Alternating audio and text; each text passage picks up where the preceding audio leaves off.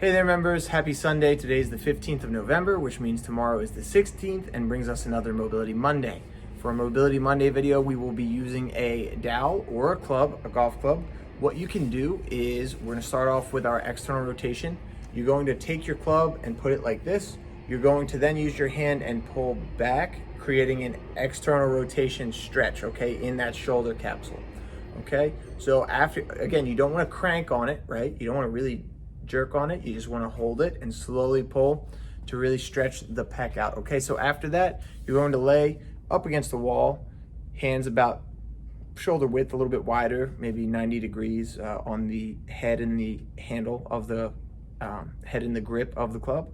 And you're going to slide it down and squeeze your shoulder blades together. Slide it up and down on the wall so the wall's behind you. Okay, then we're going to go into a hip hinge torso rotation. So if you've been to the Golf Pro Shop and you've spoken with Michael or any of our pros who are Titleist certified, they will show you this, where you take your golf club, you hinge forward at the hips, and you work on that full range of motion around the spine, okay? So the goal there is to pretend like your spine is like the dowel, nice and straight. There's some natural curves to it, but we're gonna pretend that it's nice and straight, and your goal is to move your body around your spine, or the dowel. After that, we're going to go into a hip sumo stretch. So again, wide stance like you're a sumo wrestler, feet ducked out to the side. You're going to squat as low as you can go and hold it. Here's where you'll be using your club. If you need to get lower and support your body weight, you can hold onto the top of the club or the dowel and lower yourself down gradually. It also helps if you've really gotten into a good stretched position that you have a hard time getting out of. It helps to have something to pull yourself up with. After that, we're gonna go into a hip hinge hamstring stretch. So try saying that 3 times fast. You're gonna hinge forward at the hips, just like you're doing a deadlift or a Romanian deadlift or a good morning, okay? You're gonna hinge forward at the hips, slide the dowel or the club along the length of your legs. You should try and get as low as possible while keeping that same neutral spine, that flat back. So your spine should do this, right? Down, tilts all the way forward. Your hips are right here, right? Here's your hips. All the way standing erect, hip hinge all the way down, and that stretches your hamstring out, okay? So, moving on to Tuesday, our Tabata Tuesday that everybody loves so much. We're gonna do 4 rounds, 60 seconds on, 20 seconds off. So again, this will be another 16 to 18 minute workout. We're gonna do push-ups, high plank from that position. From there, we're gonna do high plank hop overs. So you're doing push-ups, high plank, you move your legs next in that same position, then you go into a low plank, hold that for 20 seconds, 60 seconds of squat jumps, 20-second squat hold, again, maintaining that same position. Mountain climbers, so back into that high plank position and running the knees up to the chest, and then you'll end with a side plank, okay? So 4 rounds, make sure you're doing 2 side planks, 2 rounds of side planks on each side, okay? So Wednesday, we break out the kettlebells. We're gonna go ahead and start with kettlebell swings and kettlebell lunges, okay? So kettlebell swings, pretty self-explanatory. Hip hinge, stretch the hamstrings, explosively extend the hips and push the kettlebell with your hips away. Don't use your shoulders, okay? You wanna push the hips into the kettlebell, okay?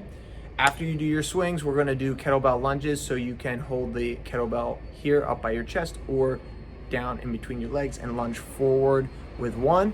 And then we're gonna do a kettlebell overhead press next. So what we're gonna do is you're going to hold the kettlebell in your hands and you're gonna press up overhead.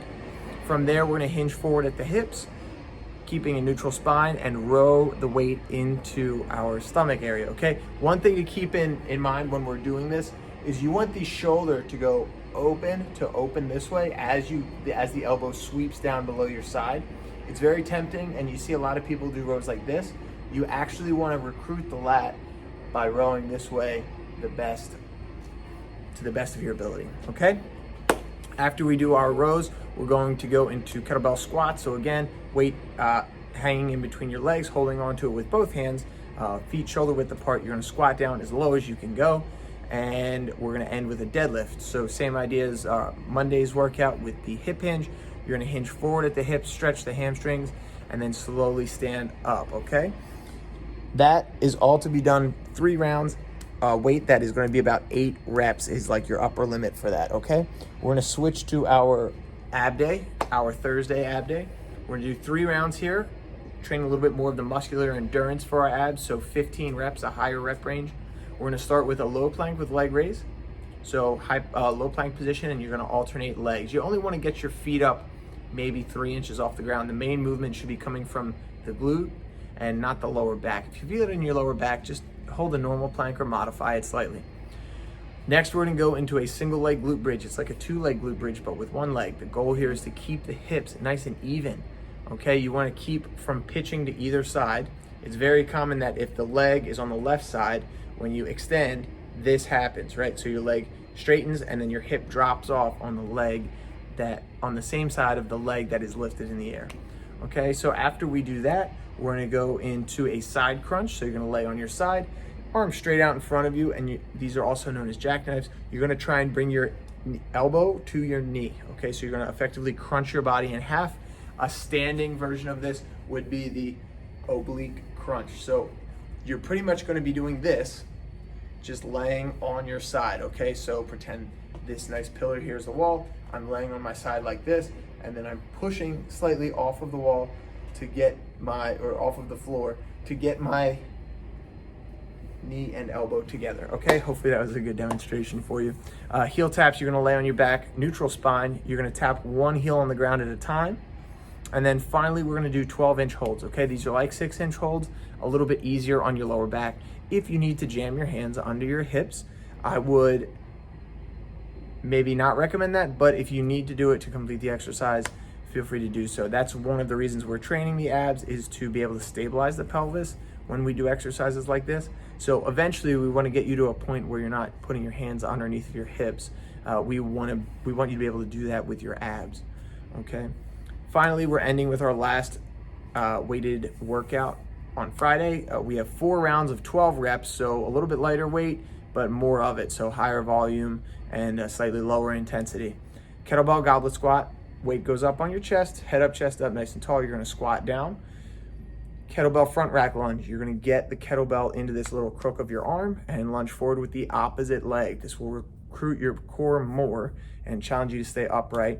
After that, we're gonna get into a glute bridge position for the next 2 exercises. So when you see these highlighted, you'll understand why. You're gonna do a pullover, so the weight is above your head laying on the ground. Keeping your elbows straight, you're going to pull the elbows forward, activating your lats, okay? So after you do that, we're gonna go same position with the glute bridge and chest press, okay? So with the hips extended, you're going to press the kettlebell upward toward the sky, okay? And you're gonna keep your hips there the whole time. They're gonna stay the same whether you're doing the pullover or the chest press. You can take a break for 30 seconds just to give your legs some rest, okay? Finally, we're gonna end with another ab exercise, as if we didn't train them enough on Thursday. We're gonna do some kettlebell torso rotations, keeping your chest upright, feet off of the ground preferably. You're going to twist side to side. The main movement here is to look for twisting of the shoulders, okay? This is the ab work. If you are touching your weight to either side and your chest and head and trunk are staying square, you're not getting the complete ab workout that we're looking for, okay? So that's your week. Get in front of Turkey Day. Thanksgiving is coming up soon, and we're all excited for it, but we gotta lay the foundation, right? So be on the lookout for any announcements of any special upcoming challenges that may or may not be in the works. If you have any questions about any of these exercises, feel free to reach out to me, Joel Baker at philadelphiacc.net. I hope you all have a great week and enjoy your workout. Thanks. Bye.